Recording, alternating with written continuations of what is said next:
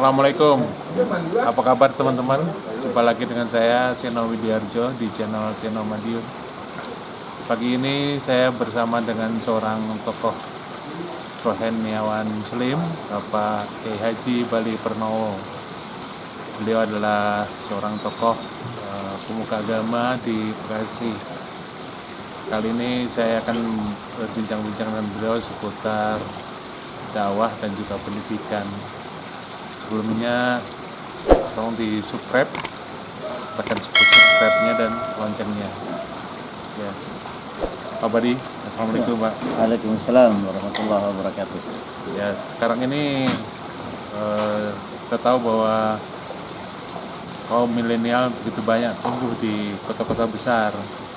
Bagaimana pengamatan Pak Badi selaku tokoh rohaniawan Muslim melihat tantangan yang dihadapi oleh para milenial ini dan dalam menghadapi zaman semakin canggih, ini tantangan moralitas dan sebagainya bagaimana?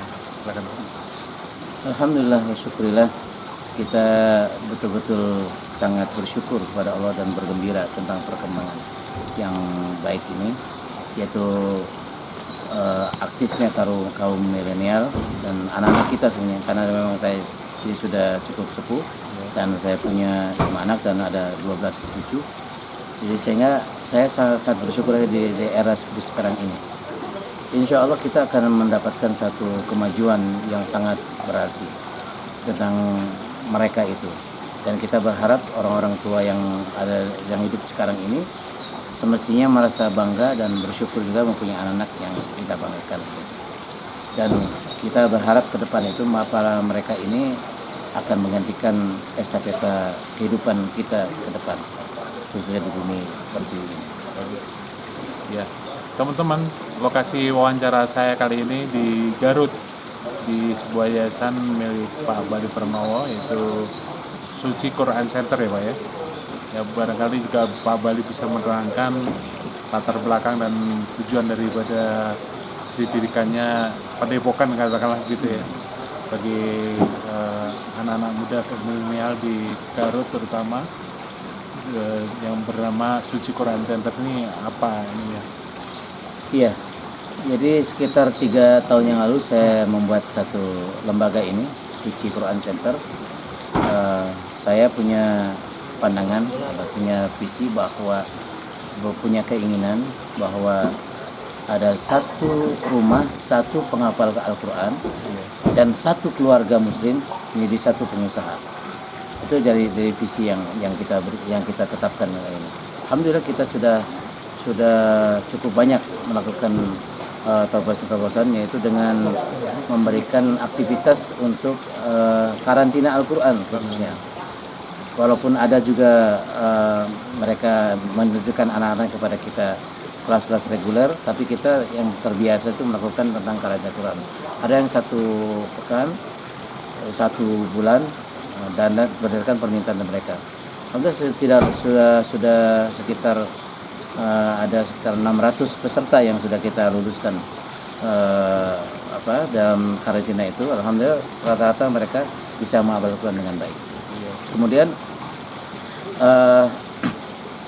berdasarkan permintaan juga dipersilakan untuk meminta kepada kami, misalnya keluarga Muslim sambil berrekreasi ke Garut, satu keluarga Muslim, silakan, kita akan menyediakan kamar dan kita akan antar dan diberikan satu guru pada satu keluarga itu untuk menghafalkan.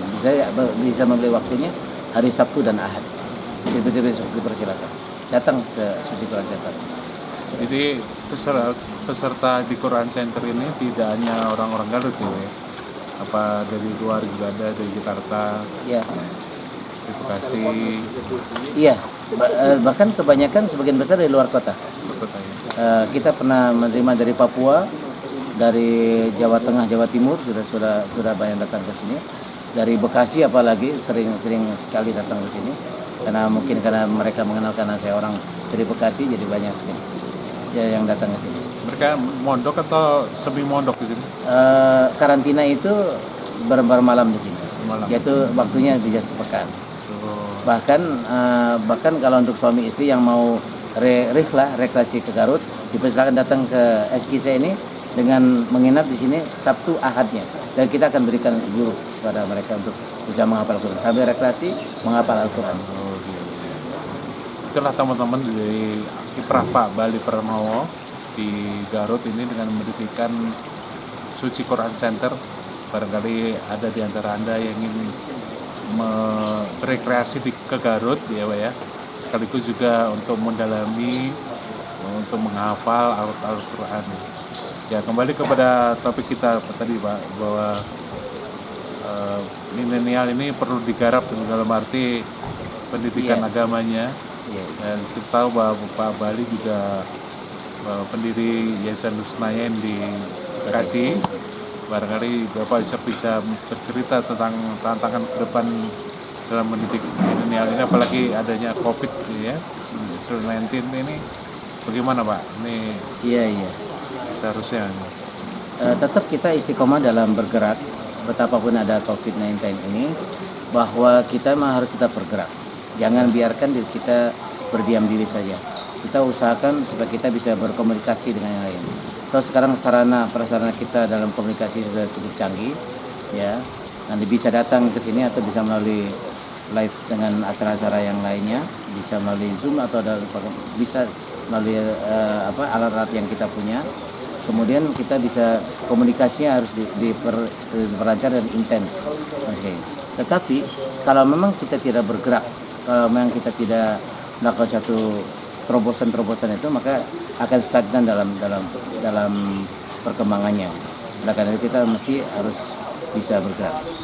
Dan salah satu pendidikan yang kita akan berikan pada mereka itu bahwa ada 4 hal yang harus kita perhatikan dari mereka para milenial dulu. Yang pertama adalah di situ harus ada pembiasaan, ada habitnya di situ, pembiasaan. Biasakan mereka membaca Al-Quran, biasakan mereka berkomunikasi, biarkan mereka melakukan satu perbuatan kebaikan.